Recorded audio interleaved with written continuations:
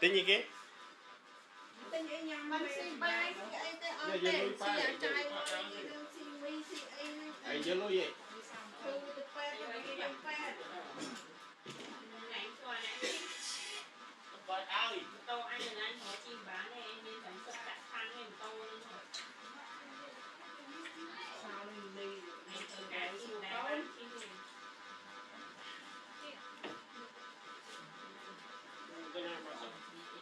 lấy chén nhang mình liệt ao biết mà sao ông sẽ tục sao bên muôn muôn ngày đó xem mình phải nhanh thôi à ai mà ao ôi nó thèm ăn tao cái thơ ca đâu mà thơ ca lấy họ nó xì chiều nữa này nữa nó hỏi sai thì đừng làm họ sẽ lấy sao ôi đấy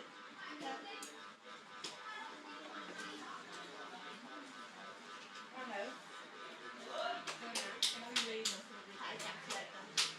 ngày nó phải vô kia nào bạn nhập sai nhập sai mấy cái không này Bên sao tay vô xã để cặp lại. sao vậy rồi sao biết tham viên mảng của viên mình đấy sao nó phải dùng sao tao ăn miên mà là ăn miên quay sang người ta bảo việc xây sân việc xây hiện giờ mà mọi người còn thôi rồi ăn muối nó còn chân là thở bắt tiếp tục lại này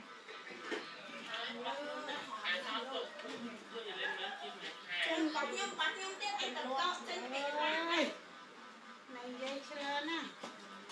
lần nhanh đó bán này ôi sao nhanh không cắt sai đi ra sợ đang lướt của quen ta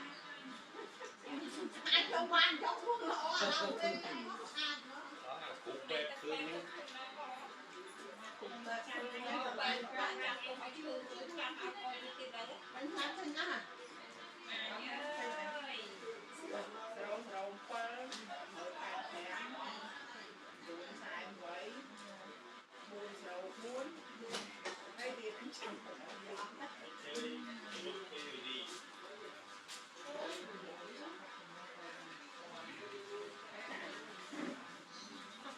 làm nào ăn ngon thật luôn luôn hả rong cái ăn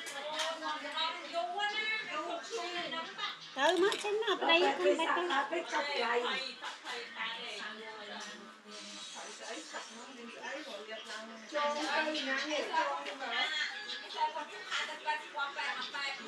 Anh cho cả là mình qua na mai na mong qua anh được không? Anh qua rồi. Bớt cái mấy ca là máy anh nhà tin bay cái mấy như đây là được thế. Sao lại giật